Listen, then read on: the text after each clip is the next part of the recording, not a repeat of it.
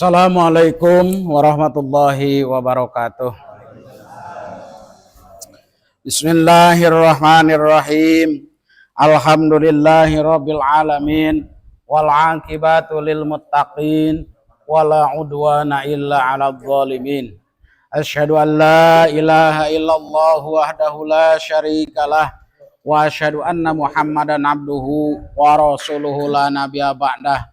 Allahumma salli wa sallim ala sayyidina Muhammad wa ala ali sayyidina Muhammad.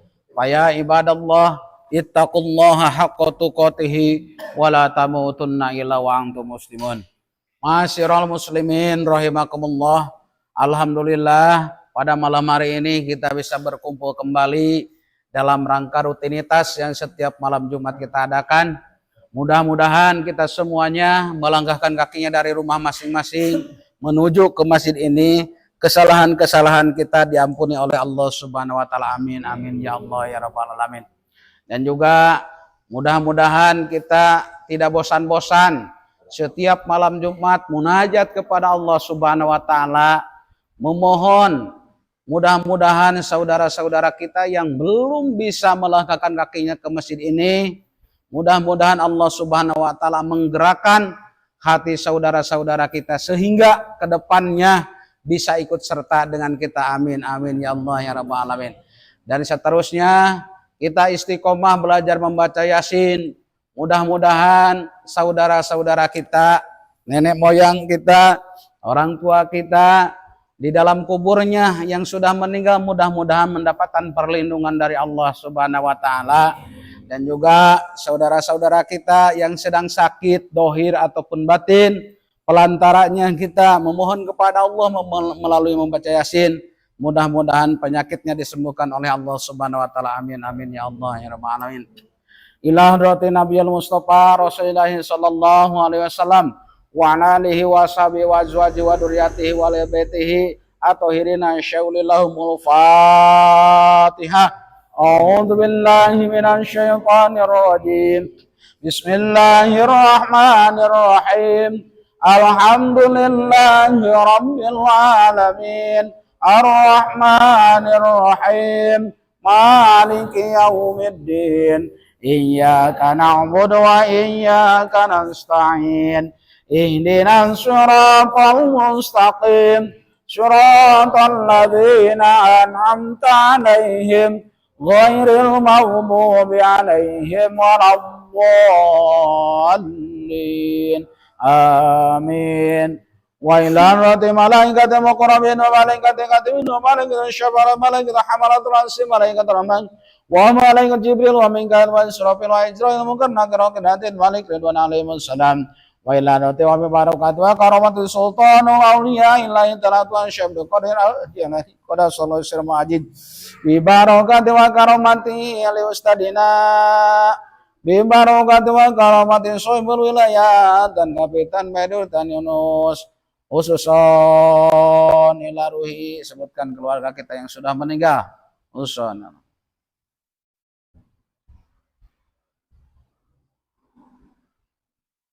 Wali jami'il muslimin wal muslimat wa mu'minina mu'minat ususon fi qaryah masjid syuhadatun al-hadiniyah al-fatihah. A'udzu billahi minasy syaithanir rajim. Bismillahirrahmanirrahim. Alhamdulillahi rabbil alamin. Arrahmanir rahim. Maliki yaumiddin. Iyyaka na'budu wa iyyaka nasta'in. Ihdinas siratal mustaqim. Siratal ladzina an'amta 'alaihim ghairil maghdubi 'alaihim waladdallin. Amin. A'udzu billahi minasy syaithanir rajim. Bismillahirrahmanirrahim.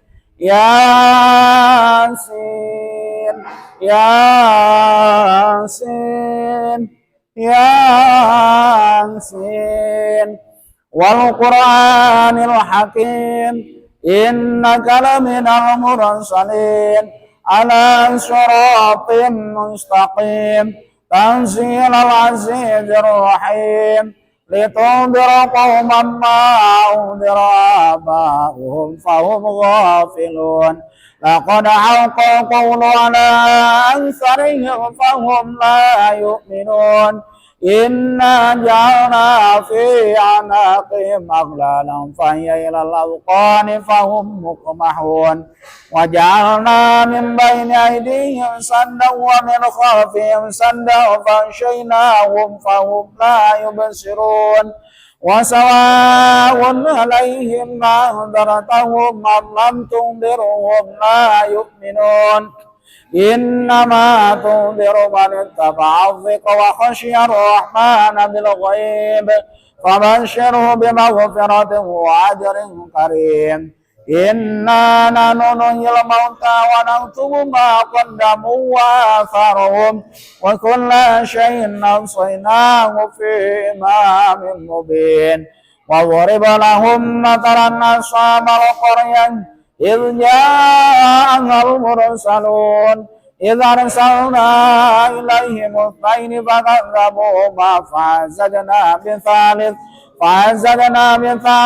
وقالوا إنا إليكم مرسلون قالوا ما أنتم إلا بشر مثلنا وما أنزل الرحمن من شيء إن أنتم إلا تكذبون قالوا ربنا يعلم إنا إليكم لمرسلون وما علينا إلا البلاغ المبين قالوا إنا تطيرنا بكم لئن لم تنتهوا لنرجمنكم وليمسنكم منا عذاب أليم قالوا طائركم معكم وإن ذكرتم بل أنتم قوم مسرفون وجاء من أقصى المدينة رجل يسعى قال يا قوم اتبعوا المرسلين اتبعوا من لا يسألكم أجرا وهم مهتدون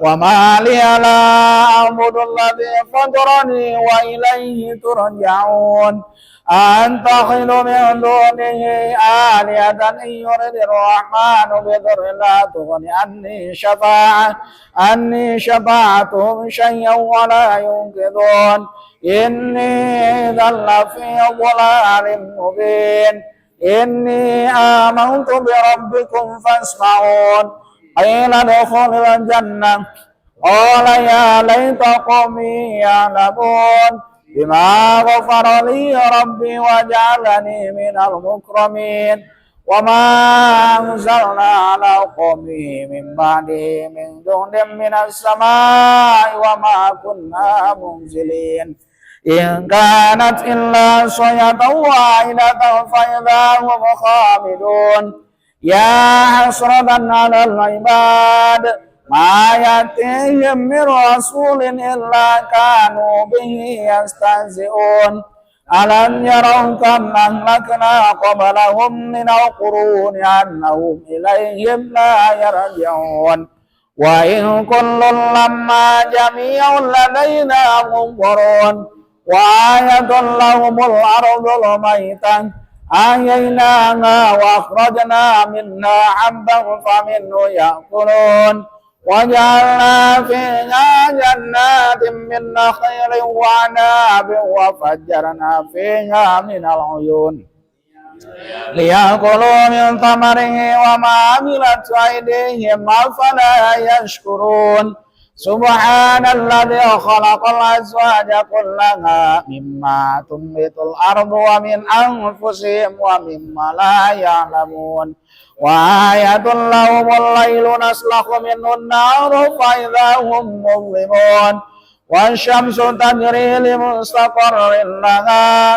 ذلك تقدير العزيز العليم والقمر قدرناه منازل حتى عاد كالعرجون القديم لا الشمس ينبغي لها أن تدرك القمر ولا الليل سابق النهار وكل في فلك يسبحون وآية لهم أنا حملنا ذريتهم في الفلك المشحون وخلقنا لهم من مثله ما يركبون وإن نشأ نغرقهم فلا صريخ لهم ولا هم ينقذون إلا رحمة منا ومتاعا إلى حين وإذا قيل لهم اتقوا ما بين أيديكم وما خلفكم لعلكم ترحمون وما تأتيهم من آية من آيات ربهم إلا كانوا عنها معرضين وإذا قيل لهم انفقوا مما رزقكم الله قال الذين كفروا للذين آمنوا أنطعم من لو يشاء الله أطعمه إن أنتم إلا في ضلال مبين ويقولون متى هذا الوعد إن كنتم صادقين ما ينظرون إلا صيحة واحدة تأخذهم وهم يخصمون ولا يستطيعون توصية ولا إلى أهلهم يرجعون ونفخ في الصور فإذا هم من الأجداث إلى ربهم ينسلون قالوا يا ويلنا من بعثنا من مرقدنا هذا ما وعد الرحمن وصدق المرسلون إن كانت إلا صيحة واحدة فإذا هم جميع لدينا منظرون فاليوم لا تظلم نفس شيئا ولا تجزون إلا ما كنتم تعملون إن أصحاب الجنة اليوم في شغل فاكهون هم وأزواجهم في ظلال على الأرائك متكئون لهم فيها فاكهة ولهم ما يدعون سلام قولا من رب رحيم سلام قولا من رب رحيم سلام قولا من رب رحيم وامتازوا اليوم أيها المجرمون ألم أعهد إليكم يا بني آدم ألا تعبدوا الشيطان إنه لكم عدو مبين وأن اعبدوني هذا صراط مستقيم ولقد أضل منكم جبلا كثيرا أفلم تكونوا تعقلون هذه جهنم التي كنتم توعدون اصلوها اليوم بما كنتم تكفرون اليوم نختم على أفواههم وتكلمنا أيديهم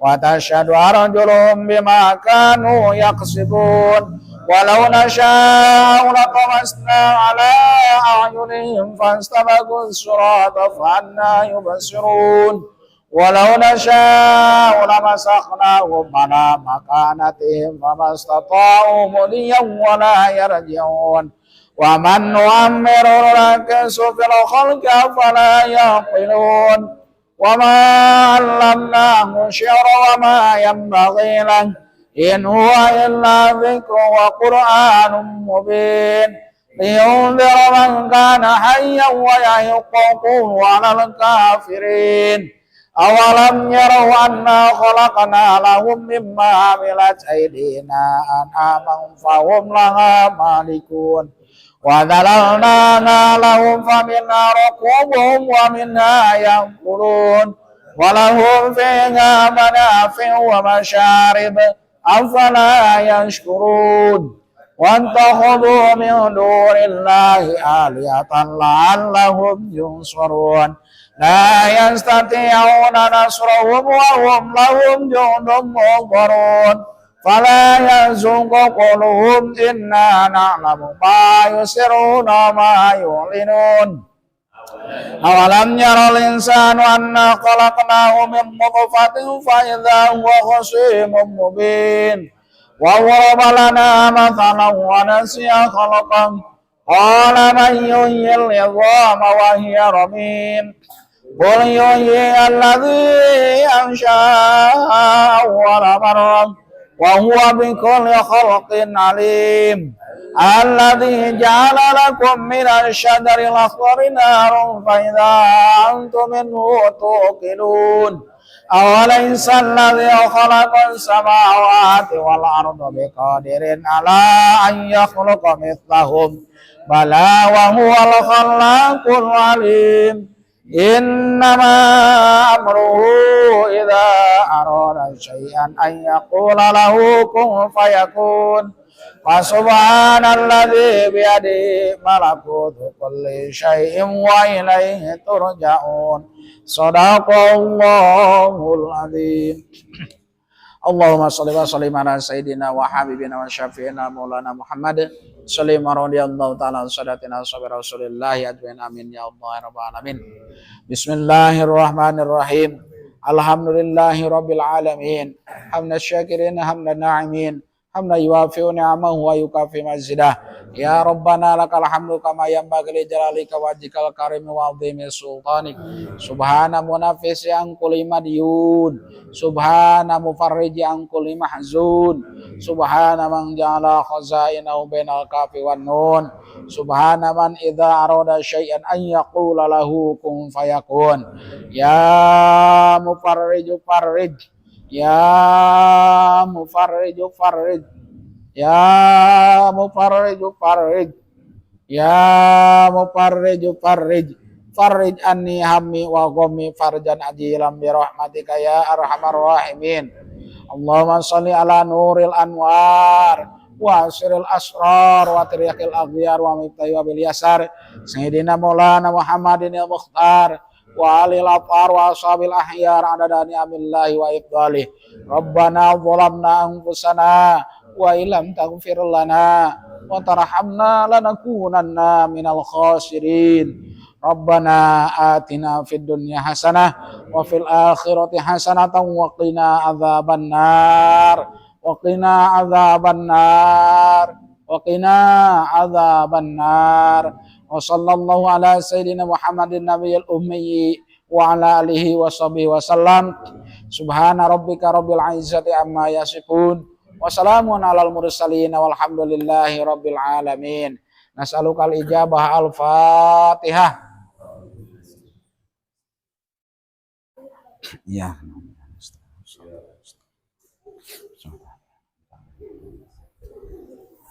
Alhamdulillah kita udah selesai membaca Yasin.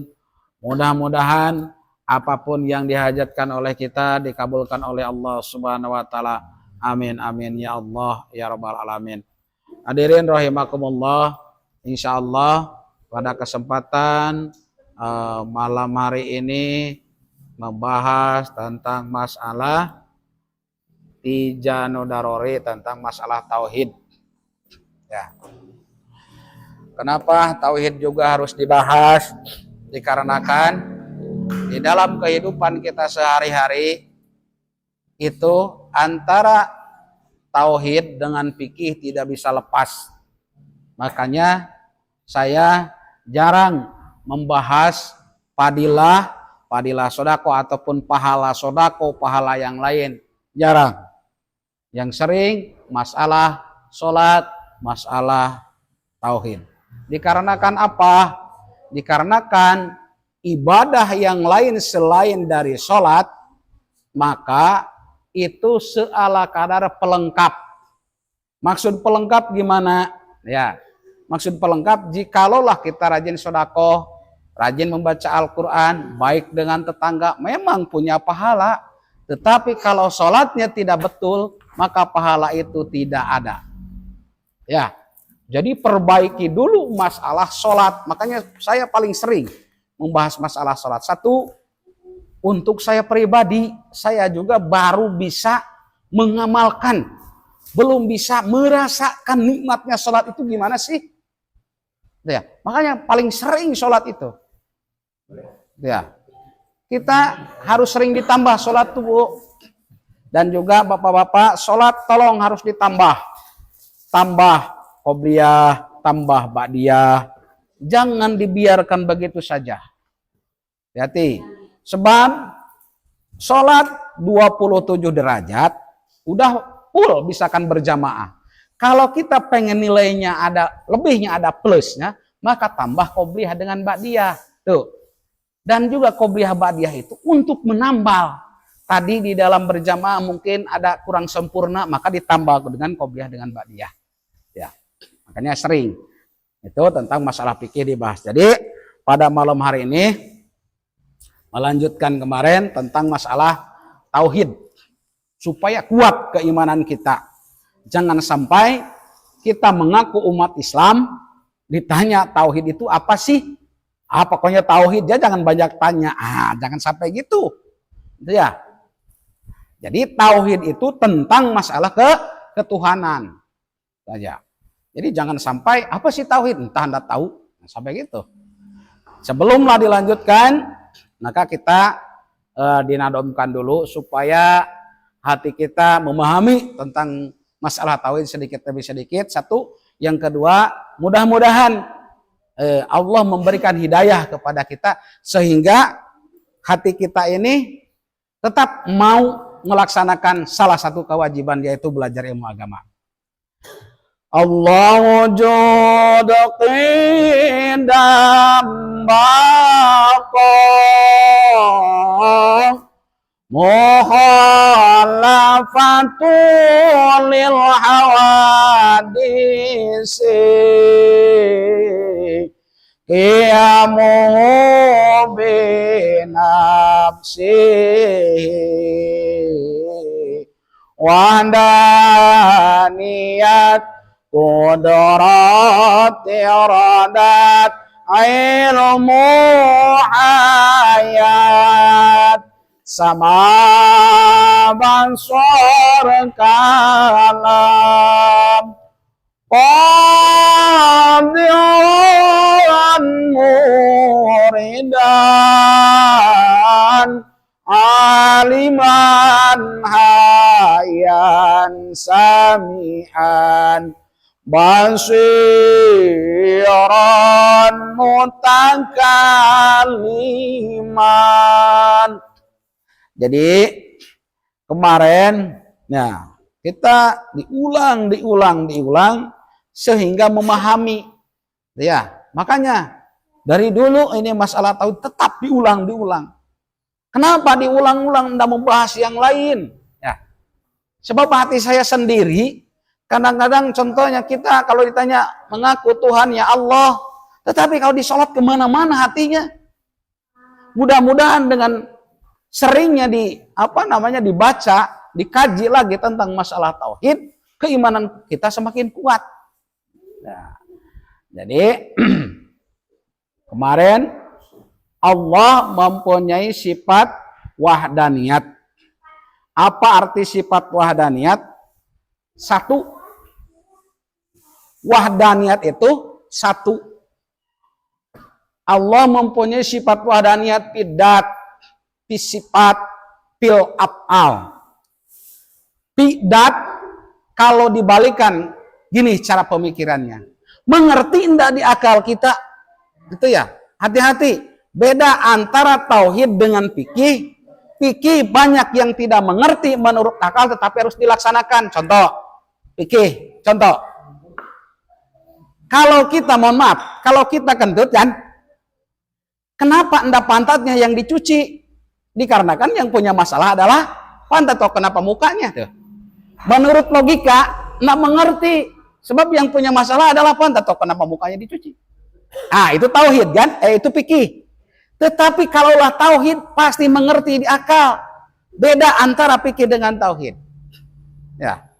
Jadi Allah mempunyai sifat wahdaniyat pidat, sifat fil af'al. Pidat Allah satu datnya. Jadi Allah mempunyai satu dat.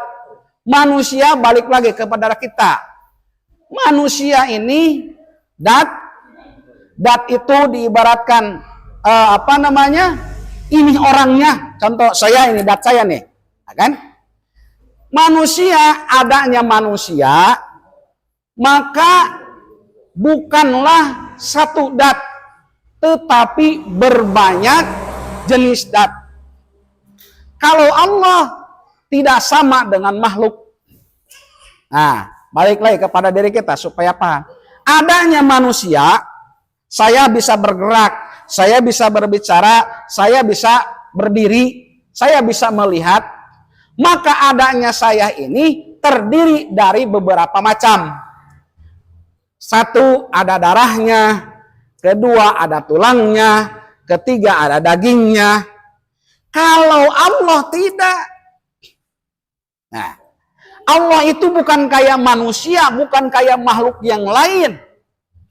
Allah tidak sama dengan makhluknya, baik manusia ataupun makhluk-makhluk yang lain.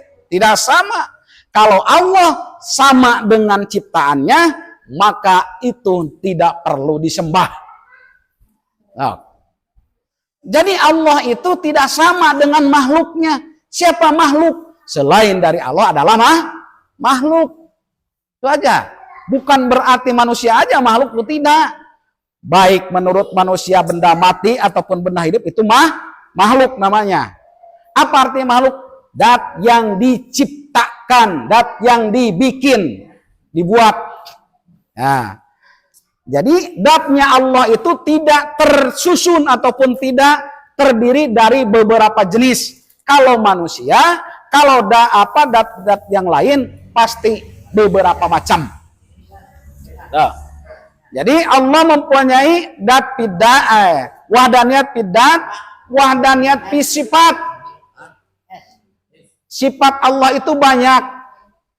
Nama-nama Allah dengan sifat beda. Nama Allah adalah Asmaul Husna, itu nama-nama Allah. Kalau sifat-sifat Allah, nah yang 20 tadi. Awas, harus bisa membedakan. Contoh, Allah Maha sifat Rahman dan Rahim salah. Rahman dan Rahim itu bukan sifat Allah. Jadi Rahman dan Rahim itu bukan sifat Allah, tetapi nama Allah. Jadi kenapa Allah dinamakan Rahman dan Rahim? Dikarenakan Allah itu sayangnya kepada makhluknya, tidak pilih kasih. Nah, contoh balikan dulu kepada kita. Bisa aja di kita sesama manusia, contoh, kalau ada namanya misalkan gini, orang ini apa namanya, kasih sayangnya si A ini tidak pilih-pilih ke siapapun, tetap sayang, berarti si Rahman namanya, Rahim, ya. Padahal bukan nama dia kan? Nah, itu. Makanya Allah namanya Rahman dan Rahim. Nama aslinya adalah Allah Subhanahu wa Ta'ala. Kok kenapa digelar Rahman dan Rahim? Allah itu sayangnya tidak pilih kasih kepada makhluknya, baik makhluknya itu taat kepada pelaturannya ataupun tidak taat kepada pelaturannya, tetap Allah sayang. Sok, kembali kepada manusia khususnya. Ada yang nyembah kepada dia, ada yang tidak. Tetap disayangi oleh Allah. Ada enggak? Misalkan dikarenakan, mohon maaf, orang Islam si A ini nih tidak mau menyembah kepada aku, maka apa namanya, matanya tidak usah melihat sebelah, tidak. Terserah kata Allah. Tetap diberikan oleh Allah kesempurnaan. Nah, makanya sifat Rahman dan Rahim Allah tidak pilih kasih. Ya. Jadi Allah tadi wahdaniyat bidat, wahdaniyat fisifat. Kalau kita sebagai makhluk Allah bernama manusia, kadang-kadang kalau lagi sayang, kalau lagi marah-marah. Betul enggak? Ah, itu ya. Kalau lagi suka dengan seseorang, suka, kalau tidak, ya udah. Berarti kita ini tidak pantas. Namanya, kalau dilihat dari segi tadi tingkah lakunya, Rahman dan Rahim. Sebab kita ini ada batasnya. Ya, kadang-kadang pemarah. Jadi yang kedua, Allah wahdaniyat fisifat, pidat fisifat, pil af'al. Apa af'al? Mengerjakan, punya pekerjaan. Mana buktinya Allah punya pekerjaan? Dok, balik lagi kepada diri kita. Siapa yang bisa menggerakkan diri kita? Bukan makanan, bukan energi. Secara hakikat adalah Allah Subhanahu wa Ta'ala.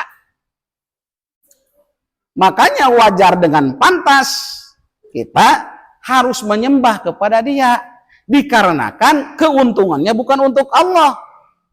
Seluruh umat manusia di alam dunia tidak menyembah kepada Allah, Allah tidak rugi. Seluruh umat manusia di alam dunia ini menyembah kepada Allah, tidak ada yang kafir, tidak ada yang lainnya. Menyembah kepada Allah semuanya, tidak ada untungnya untuk Allah. Maka untung dan ruginya balik kepada manusia sendiri. Maka kalau orang yang taat kepada Allah, maka balasannya adalah surga. Kalau orang yang tidak taat kepada Allah, balasannya neraka. Udah gitu aja. Jadi undang-undang Allah, wahai manusia, nah jikalau engkau taat kepada pelaturan aku, maka ini balasannya. Jikalau engkau tidak taat kepada pelaturan aku, nah ini balasannya. Ya gitu. Ya. Jadi Allah satu pidat, Allah satu sifat, Allah satu fil af'al. Dat yang mengerjakan. Maksud mengerjakan, kita bisa bergerak ini oleh Allah, bukan dari hasil makanan. Itu pelantara. Kita bisa sehat pelantaranya makan. Kita bisa sembuh dari penyakit pelantaranya makan obat. Hati, jangan sampai, mohon maaf, budaya, mohon maaf, hati-hati nih, bisa nyeleweng. Misalkan contoh, nah supaya paham, kita lagi jalan, ada orang nempahkan makan, tidak mau, pop jatuh, gara-gara kemponan. Berarti kemponan menjadi Tuhan. Gimana ini? Hati-hati, kalau hati terus terang, saya jatuh gara-gara kemponan, itu kemana keimanannya? Hati-hati. Jadi gimana caranya? Nah, kita harus bisa nyaring, ini kan tauhid masalahnya. Budaya boleh. Tetapi kita di dalam hati harus disaring. Kayak contoh makan obat itu. Wah, saya kalau tidak makan obat ini entah sehat entah ada penyakit saya. Berarti bisa-bisa menuhankan kepada obat kalau hati-hati, kalau tauhidnya kosong. Jadi harusnya gimana? Pelantara saya tadi menolak makanan yang diberikan kepada kawan di dalam hati, maka Allah memberikan musibah kepada saya, yaitu jatuh. Udah selesai. Pernah ada di dalam hati kita ngomong gitu? Selama ini kita masuk ke hati omongan, kemponan kau makanya jatuh. Allahu Akbar, hati-hati. Oke, kalau orang yang paham tauhid, kalau kita tidak paham tauhid, otomatis masuk ke dalam hati meyakini bahwa gara-gara kemponanlah aku menjadi celaka. Ini gimana? Dosa kan enggak? Ayo. Makanya saya sehat ini gara-gara makan obat ini. Di dalam hati perlu disaring. Nah, di sini perlunya kita memahami tauhid, tidak perlu diomongkan kepada orang. Hati kita urus. Kita kepada orang harus husnudon. Oh, mungkin si A ini dalam hatinya pasti meyakini bahwa Allah yang memberikan musibah kepada saya, pelantaranya gini. Enak. Pernah enggak saya nanya? Pernah enggak di dalam hati mikirkan hal sampai ke situ? Tidak kan? Berarti gimana ini masalah tauhid? Berarti dangkal. Nah, jadi hal-hal kayak gini, ini harus dirubah. Jangan dihilangkan masalah kemponannya. Bahaya dikarenakan kita berdiam di sini, budayanya kayak gitu, tetapi hati kita menyaring. Jadi caranya kayak tadi.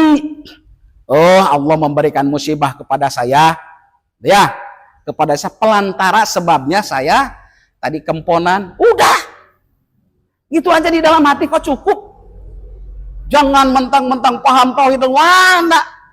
Udah usah pakai kemponan. Bahaya kan jadi kelahi. Agama, di dalam agama Islam kita harus menghargai kepada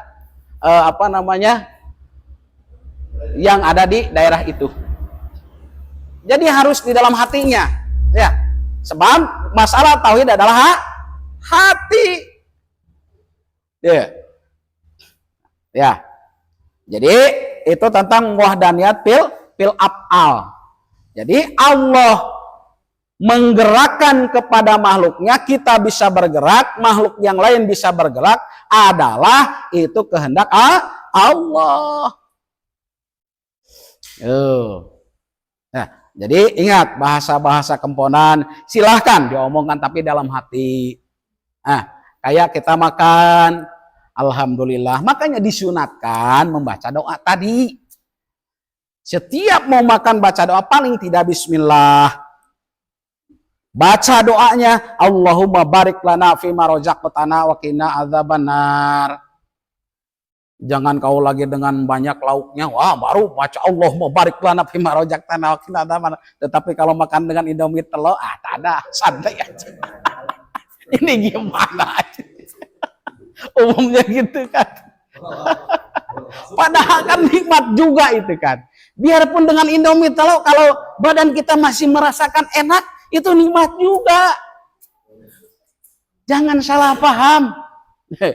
Ya. Terus lagi, yang seterusnya adalah wajibu pihak ta'ala wahdaniyat kudrot. Kudrot itu apa?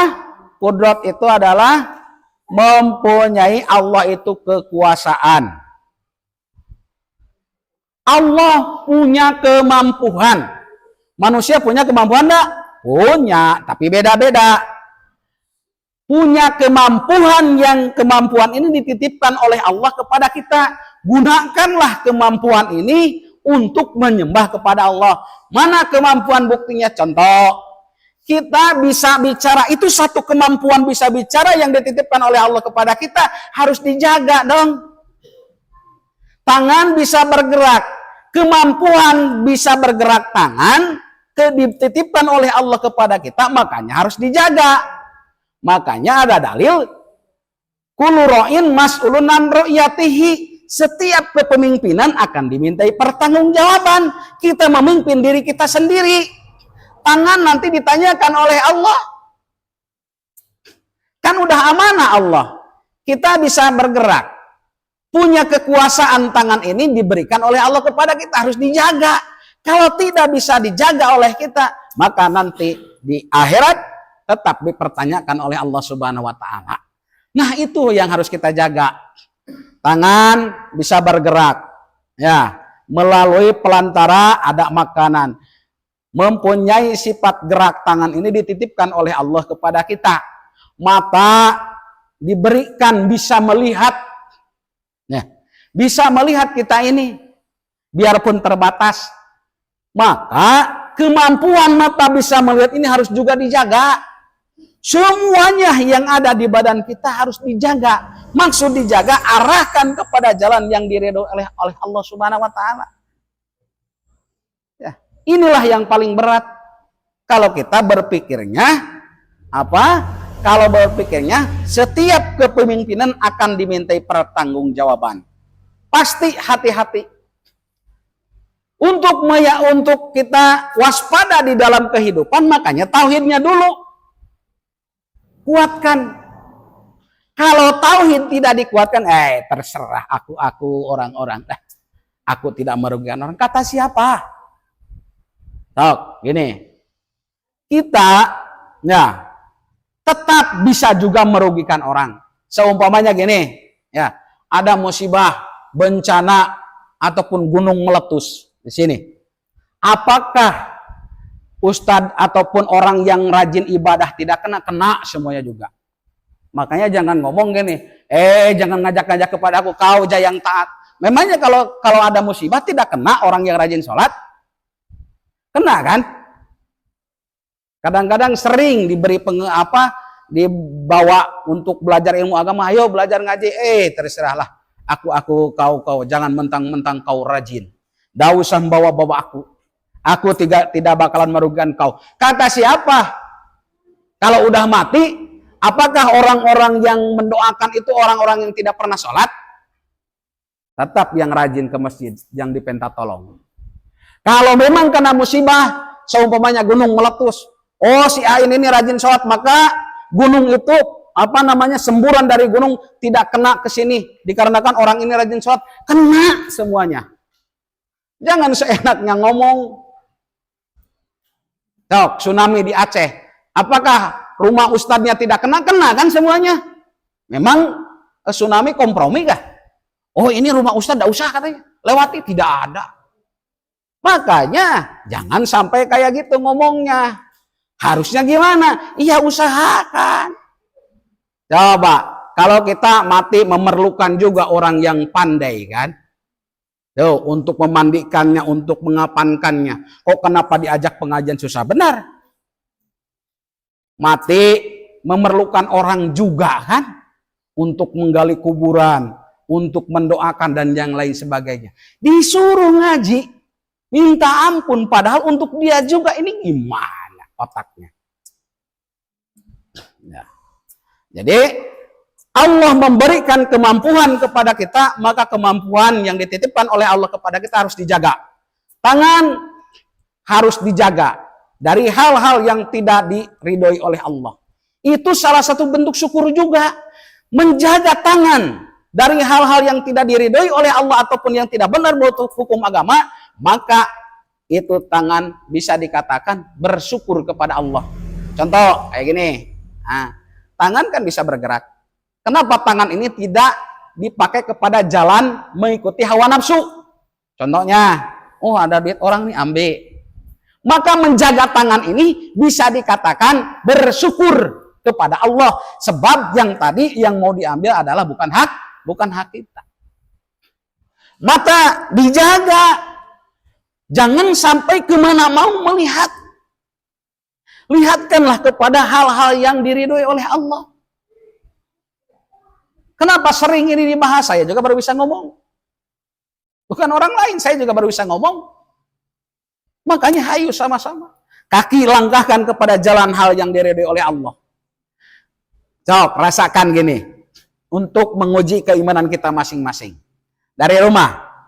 Cepat melangkah ke masjid, apakah cepat melangkahkan kaki itu kepada, misalkan contoh, ada hiburan. Nah, coba kira-kira. Kita rasakan dari rumah, seumpamanya ada hiburan nih, nah band, seumpamanya di satu tempat ada band, bentrok dengan pengajian, kira-kira melangkahkan kaki yang cepat itu ke masjid, apakah ke tempat hiburan? Berarti setannya masih banyak kan? Kalau ke tempat hiburan, wah udah malam nih cepat-cepat Kalau ke masjid santai.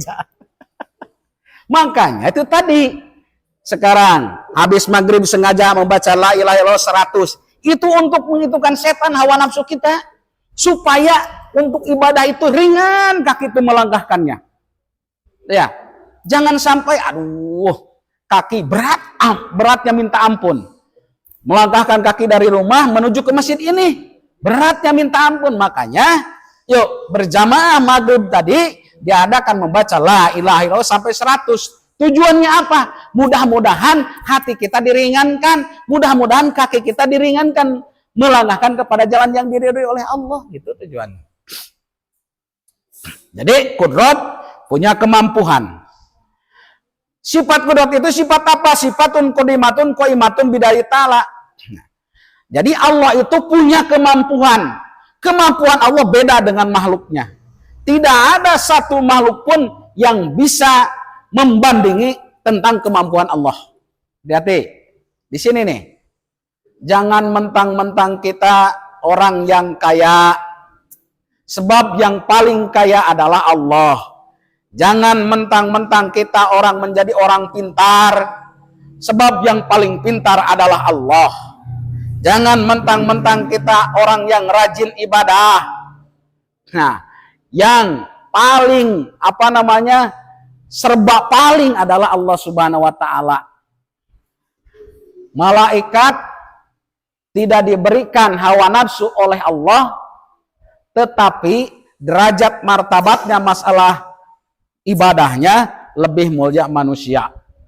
Dikarenakan manusia ini penuh dengan tantangan, dikarenakan diberikan hawa nafsu. Kalau malaikat tidak, kata Allah sujud ya sujud. Makanya kita belajar sama-sama.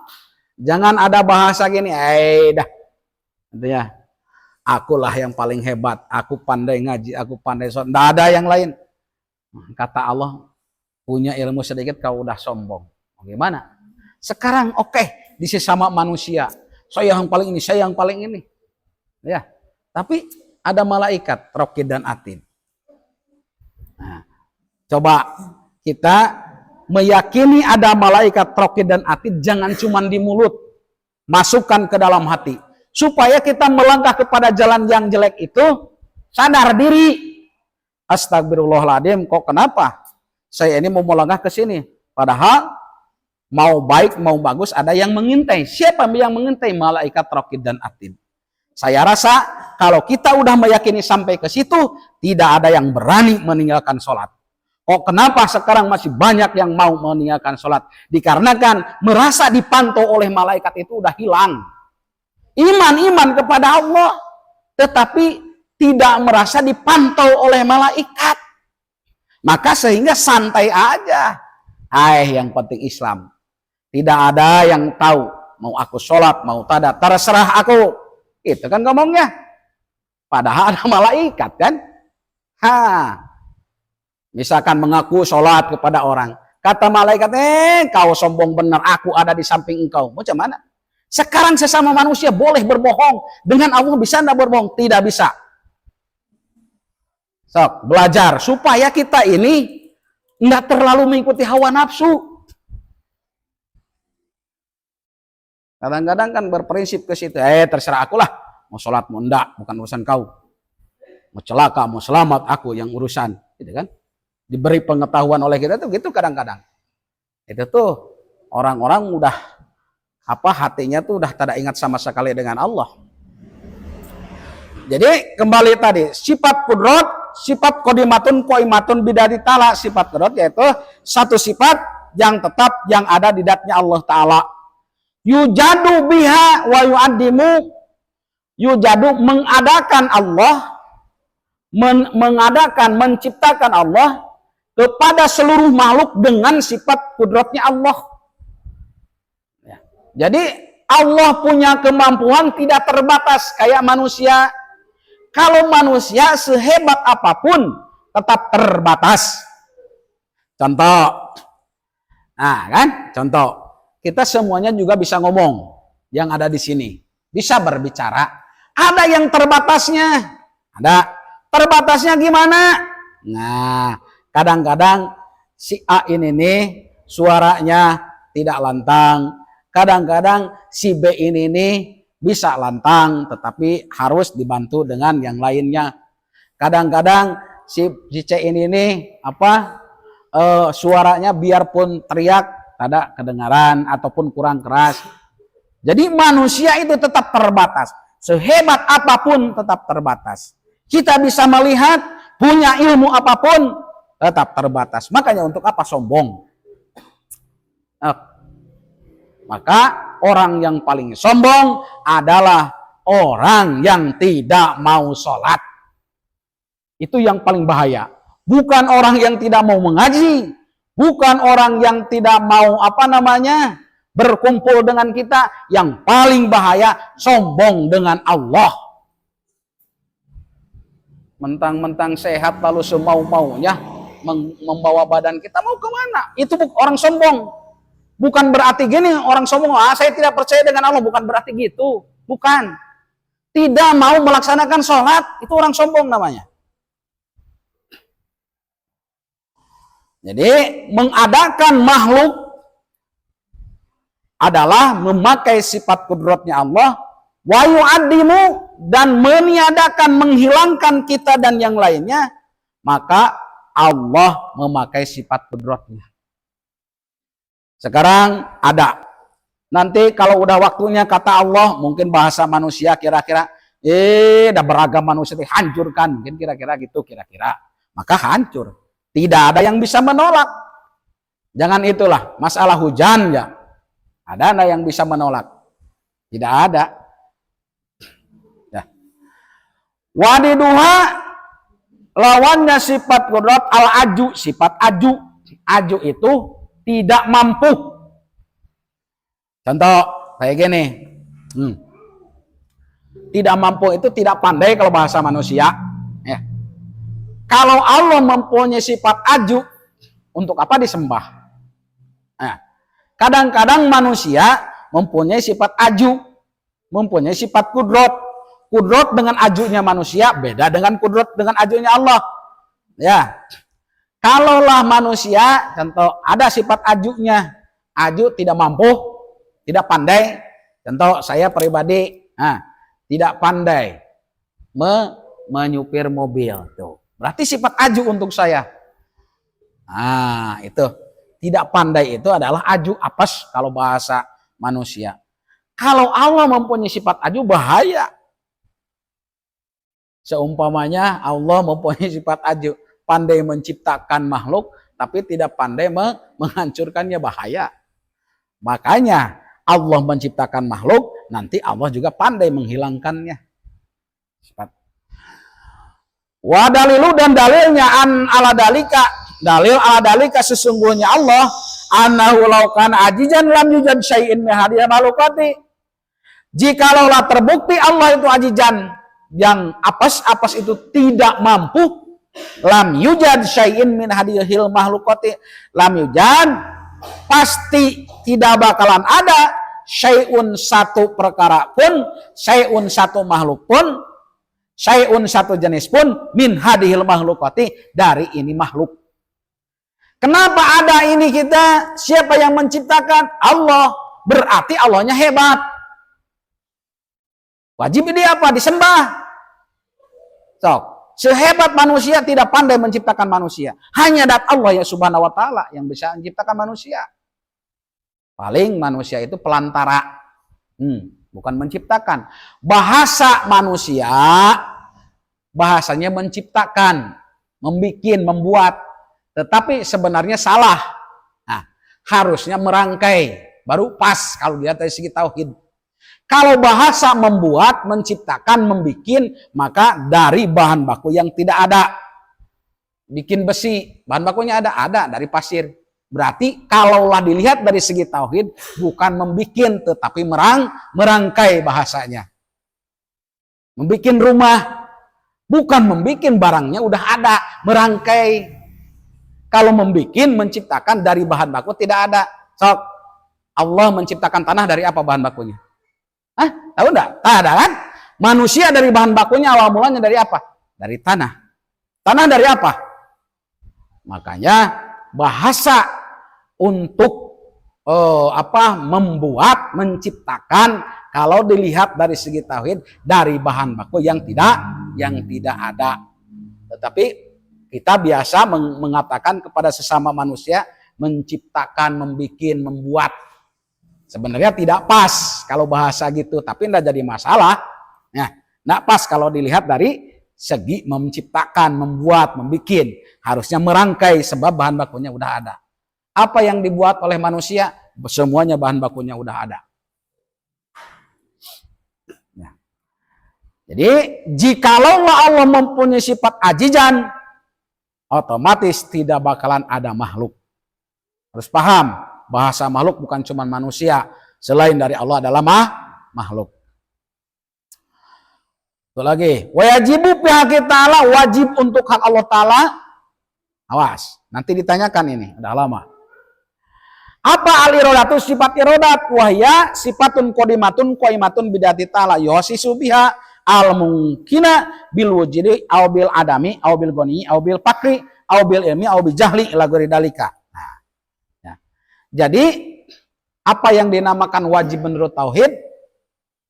Hati-hati, Yang nama wajib menurut tauhid ini, hati-hati. Takut pemikirannya wajib sama dengan fikih.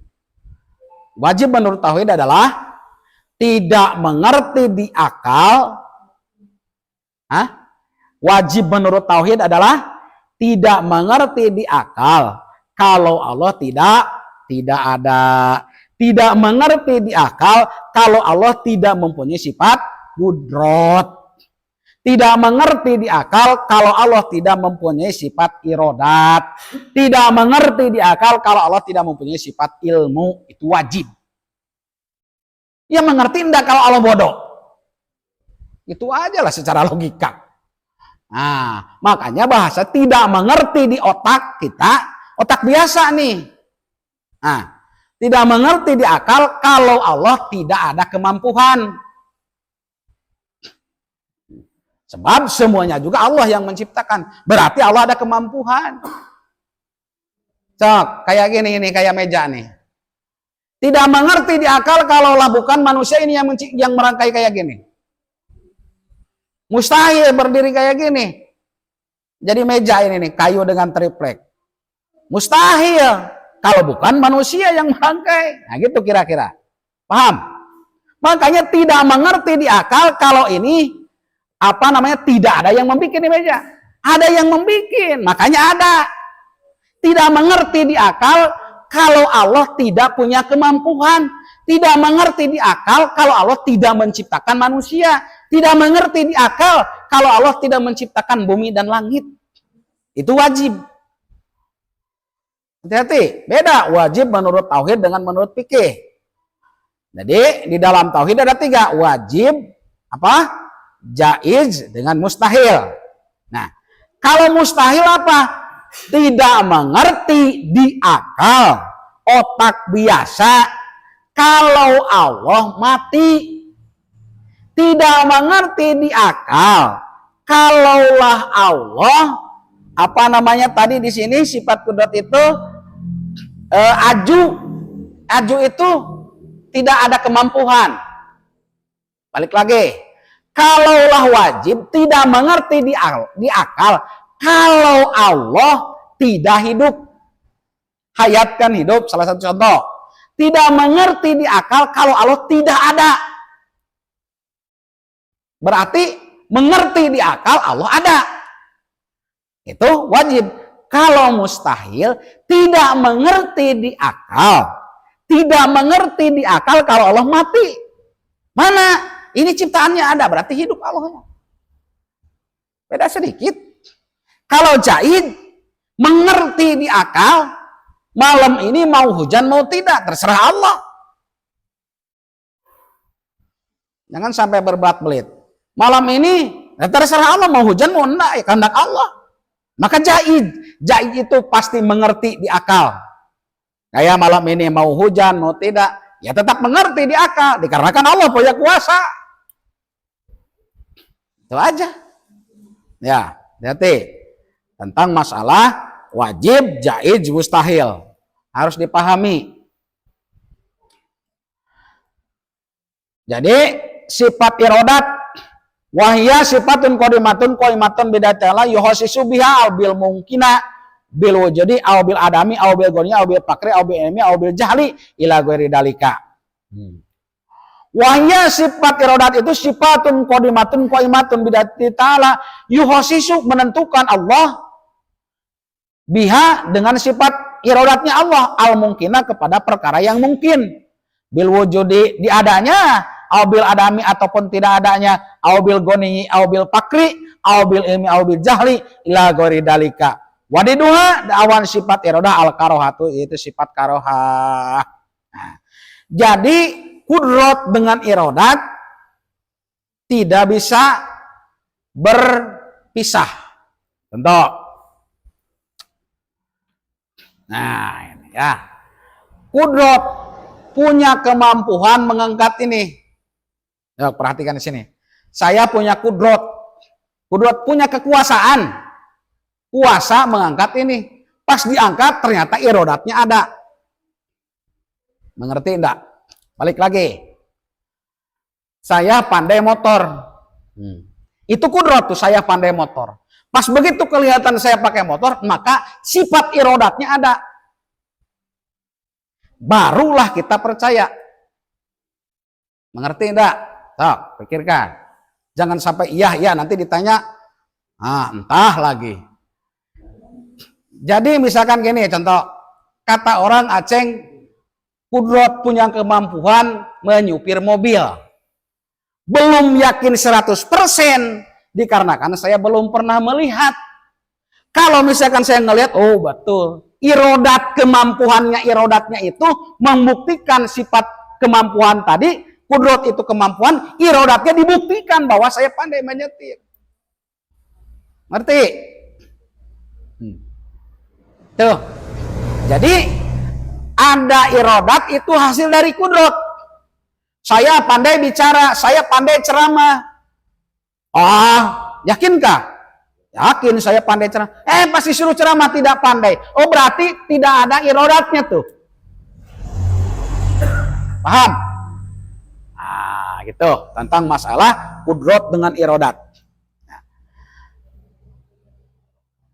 Yuhasisu menentukan Allah. Yuhasisu menentukan biha dengan Gusti Allah. Al-mungkinah kepada perkara yang mungkin. Bil wujudi. Jadi Allah menentukan kepada perkara yang mungkin menurut manusia, mungkin adanya ataupun mungkin tidak adanya. Aubil goniyi ataupun menjadi orang kaya, aubil pakri ataupun menjadi pakirnya miskin, aubil ilmi ataupun punya pengetahuan, aubil jahli ataupun tidak mengetahui ila ghairi dalika selain dari yang diceritakan. Ya. Jadi Allah itu kudrat, punya kemampuan, irodatnya maka tidak bakalan ada irodat kalaulah tidak ada kudrat kalau ke manusia. Ngerti? Maka Allah punya kemampuan dan bisa mengirodatkan kepada seseorang, si A ini dikarenakan taat dengan aku, kira-kira gitu. Pada waktu ini diirodatkan oleh saya misalkan gitu kira-kira. Bahasa manusia menjadi orang kaya bisa untuk Allah. Jadi untuk Allah tidak ada perkara yang mungkin, tidak ada perkara yang mustahil menurut Allah. Menurut manusia, mustahil si A itu menjadi kaya, tak ada kerja, tak ada apa, mustahil. Jangan-jangan babi ngepet, nggak bisa. Bahaya, jangan suudon. Ya masalah itu Allah lah yang tahu gitu ya. Jangan kadang-kadang seputar sudah dari mana bisa menjadi orang kaya, jangan-jangan ini. Jangan gitu dulu, telusuri dulu. Nah, jangan lalulah kerja dari mana ada menjadi orang kaya, nggak bisa gitu. Ya, Allah yang punya rahasia. Memang sih ada sebab gitu ya. Sebabnya kita harus dicari. Terus lagi aubil jahli ila ghairi dalika. Nah, jadi mengirodatkan seseorang maka Allah mudah aja. Si Ain ini mohon maaf, si Ain ini ditakdirkan oleh Allah maka tidak bisa bicara. Nanti ya, bisa sih bicara, cuman tidak jelas. Ada yang tidak bisa bicara. Nah, itu kudrat irodatnya Allah. Kita bisa melangkah kemana-kemana, kudrat irodat Allah. Makanya hatinya harus ingat kepada Allah.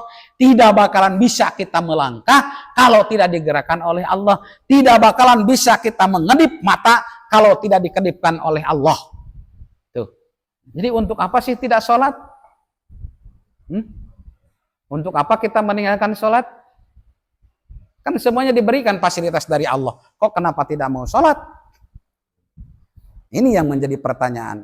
Ya kan kerja Ustadz? Ya kerja. Memangnya tidak boleh sholat kalau kerja? Waktu kerjakan harus seimbang. Awas.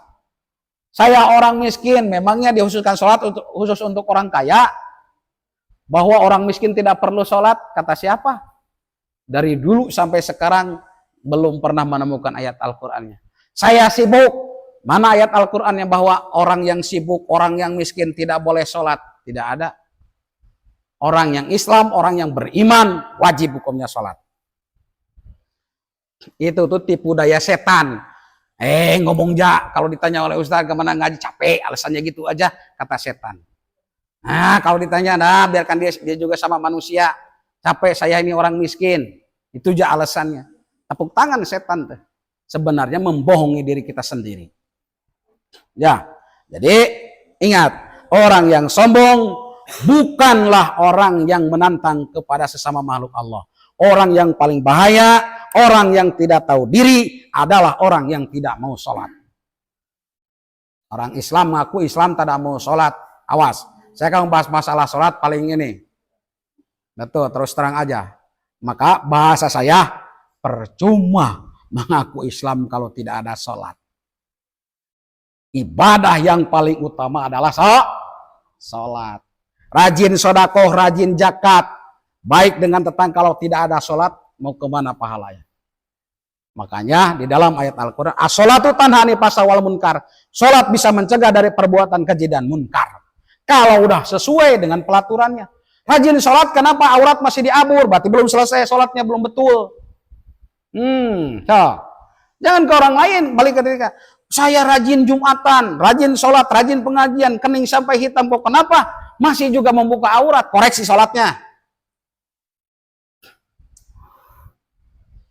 Jangan ke orang lain, balik ke sini. Ke diri kita dulu. Ya, saya pribadi ini sampai kening hitam kan? Sholatnya masih jelek juga. Mana buktinya? Masih sampai sekarang sholat dipaksakan. Berarti yang jarang sholat udah betul tuh hidupnya. Udah tahu mau masuk surga. Makanya udah perlu sholat. Nah, jadi balik lagi. Jadi Allah mempunyai sifat qudrat, Allah mempunyai sifat iradat. Maka oleh sebab itu kita harus sedikit demi sedikit tentang masalah tauhid kita harus memahami, dan juga masalah tauhid harus dimasukkan ke dalam hati, bukan seala kadar di dalam ucapan saja. Ya, sebab kita dititipkan oleh Allah, badan kita diberikan titipan oleh Allah, tangan, mata, hidung, mulut dan yang lain sebagainya itu titipan. Maka kullu ra'in mas'ulun an ra'iyatihi, setiap kepemimpinan akan dimintai pertanggungjawaban. Ya, mudah-mudahan kita bisa menjaga amanah-amanah Allah ini, dan juga mudah-mudahan kita selalu diberikan istiqomah untuk menuntut ilmu ini dikarenakan kewajiban. Ya, dan juga mudah-mudahan kita bisa diberikan kekuatan oleh Allah Subhanahu wa taala dengan cobaan-cobaan yang bertubi-tubi. Cobaan apa? Cobaan dari sesama kawan, cobaan dari faktor ekonomi, cobaan dari setan, banyaklah macam cobaan. Mudah-mudahan Allah memberikan kekuatan kepada kita. Amin. Amin ya Allah ya rabbal alamin.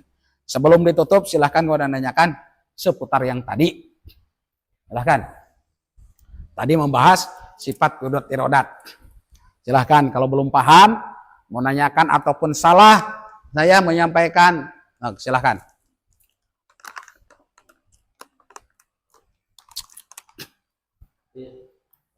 Silakan. Waalaikumsalam warahmatullahi wabarakatuh.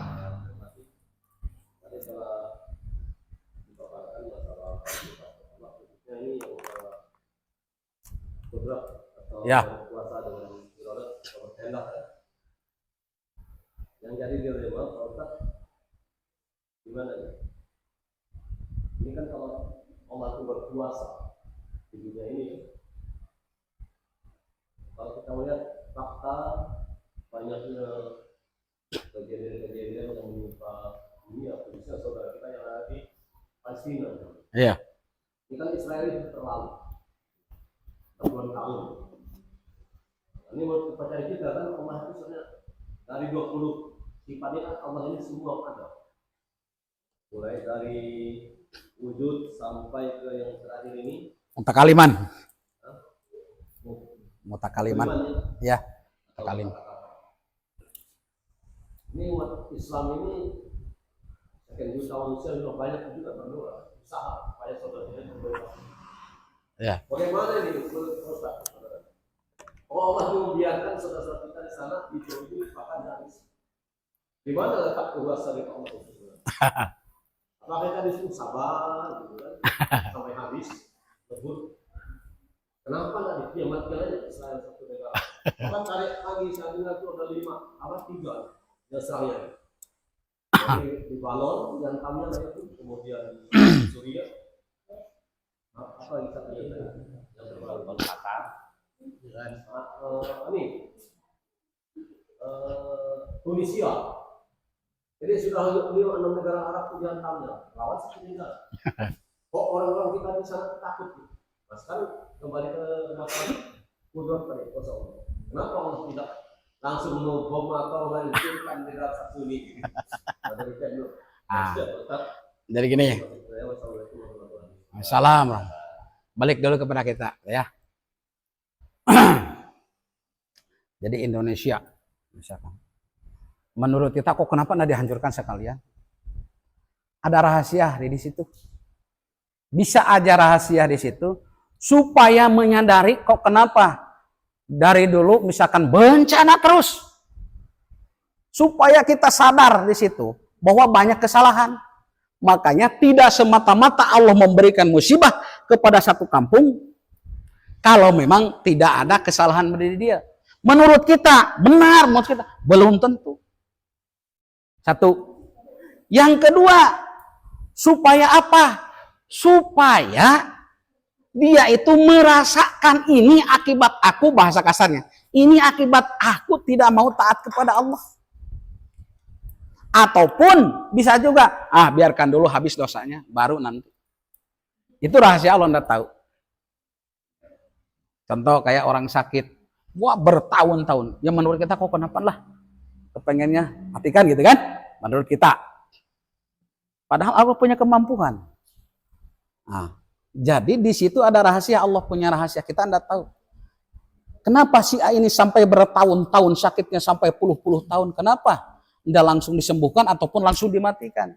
Satu, bisa jadi, dosanya supaya habis. Kalau dia sabar menghadapi penyakit ini, maka ini menjadi orang mati syahid. Bisa aja satu ke situ. Yang kedua, ini dikarenakan dia ini banyak yang menentang kepada aku, kira-kira itu kata Allah. Jadi kita tidak tahu masalah itu. Ya memang kepengen manusianya gini, Allah pasti ada rahasia. Bapak sama dengan apa namanya istilah istilah. Apakah seperti itu? Karena kebanyakan kita dengarkan negara-negara sendiri tidak mendukung Palestina ini. Bisa jadi istijrad. Istijrad ini kalau bahasa manusia gini, kita dengan anak-anak. Nah, contoh dengan anak lah, supaya mengerti. Bahasa istijrad, pertama sekali, dua kali anak minta duit ataupun Pak minta duit pasti diberi kan? Cuman ngomong gitu aja. Pas sekali kedua kalinya udah habis duitnya. Minta duit depan, minta duit ada diberi. Kalau udah nangis anak, sampai kedengaran tetangga, bahasanya cemana? Diberikan si duit, diberikan. Tetapi ada ujungnya ngomongnya. Berisik benar kau. Ini duitnya habiskan. Pasti gitu kan? Secara logika. Maka orang tua memberi kepada anak, bahasa kayak gitu, istijrad. Seolah-olah tidak, tidak diikhlaskan, dikarenakan pusing dari tadi nangis terus. Padahal tadi udah diberi. Gitu kira-kira istijrad itu. Paham bahasanya kayak tadi. Jadi istijrad itu diberikan oleh Allah. Nah, diberikan oleh Allah. Ataupun ini dibalikan, diberikan musibah oleh Allah. Dikarenakan apa? Dikarenakan dia ini tidak mau taat kepada aku. Kira-kira gitu bisa itu istijrad. Nah. Jadi itu rahasia Allah. Nah, tidak ada yang berani menyebutkan bahwa ini istijrad untuk si anu, tidak bisa. Cuman ya kalaulah untuk masyarakat umum memang tidak bisa. Tetapi kalaulah untuk pribadi, maka tinggal dicek aja dulu. Ceknya dari mana? Dari segi masalah ibadahnya. Gitu. Maka baru bisa menyimpulkan untuk diri kita, jangan menuduh kepada orang lain. Soalnya bahaya kalau menuduh kepada orang lain, kita tidak tahu masalah ibadahnya, maka bahaya. Tetapi kalau untuk diri kita kan tahu, saya ini, istijrad untuk saya nih. Gak kenapa? Sholatnya pun jarang. Nah, gitu kalau untuk diri kita nggak jadi masalah. Jangan menuduh ke orang lain. Kalau untuk diri kita sendiri kan kita yang tahu masalah kualitas ibadah. Nah, itu. Bisa istijrad, bisa juga, bisa. Kata Allah mungkin, ya biar habiskan dulu lah itu dosanya. Barulah nanti diberhentikan musibahnya bisa. Itu enggak bisa ditebak secara enggak. Ayo silakan, siapa lagi yang nanyakan lagi?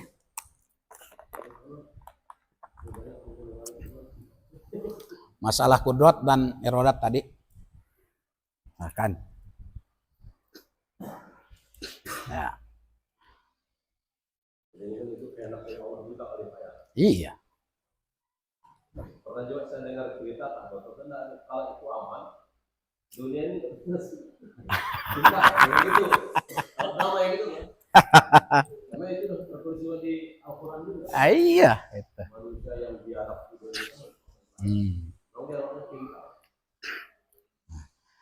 Jadi mari kita tentang masalah tauhid gitu ya. Jadi maksudnya kenapa? Mohon maaf, rentan kalau di pedalaman gini masalah tauhid. Rentan tentang masalah keimanan. Mohon maaf. Ya kayak tadi bahasa tadi Kemponan, kayak bahasa tadi. Itu kalau diyakini, oh bahaya, jauh melenceng. Paham? Kayak tadi. Nah, itu kita jangan diomongkan kepada orang. Untuk dalam hati kan masalahnya tauhid di dalam hati. Kayak tadi, aku Kemponan. Alah, kalau dimasukkan ke dalam hati, berarti tidak percaya kepada Allah, mau kemana? Percuma ibadah. Nah, itu yang harus dijaga. Obat meyakini menyembuhkan kepada kita, berarti kemana? Dalam hati, tidak perlu diomongkan. Di dalam hati harusnya gini, alhamdulillah, lantaran makan obat ini, saya diberikan kesembuhan oleh Allah. Gitu cukup.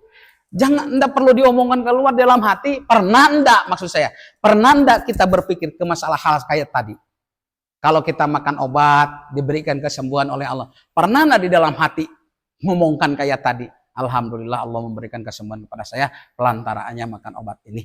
Pernah enggak? Kalau tidak pernah, dosa loh. Kalau orang Israel dengan Palestina itu memang sudah digariskan oleh Allah, itu ada dalam kitab sampai dunia kiamat dua negara ini tidak akan aman.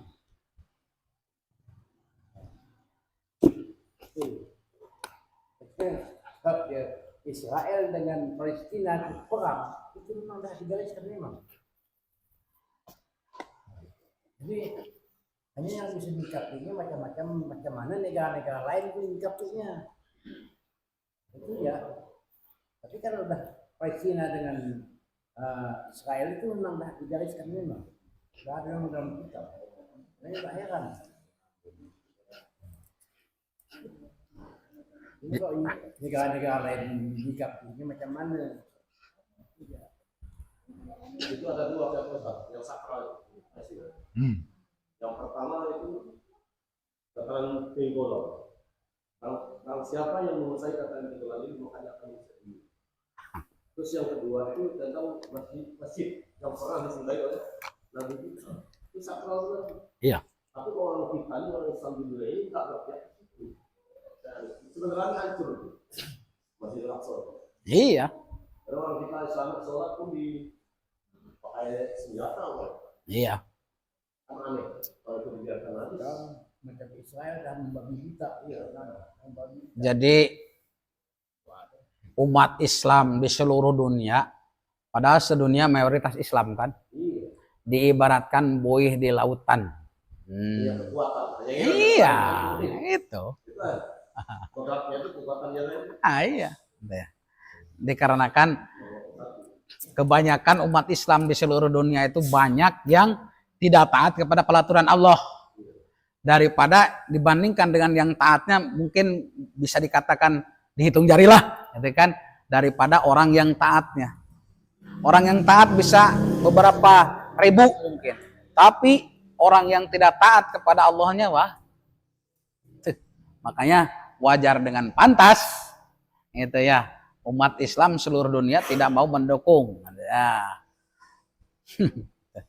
Udah. Kan kalau pang dunia ini pang negara kan paling cepat PBB bergerak. Nah, sekarang kau dengar kan ada enggak PBB bergerak? Iya. Ada. Jadi pengajian pada malam hari juga sekian dulu. Mohon maaf apabila ada kata-kata yang salah, itulah kekurangan dan kebodohan saya. Jikalau ada kata-kata yang benar, kebenaran hanya milik Allah Subhanahu wa taala. Wabillahi taufiq hidayah. Wassalamualaikum warahmatullahi wabarakatuh.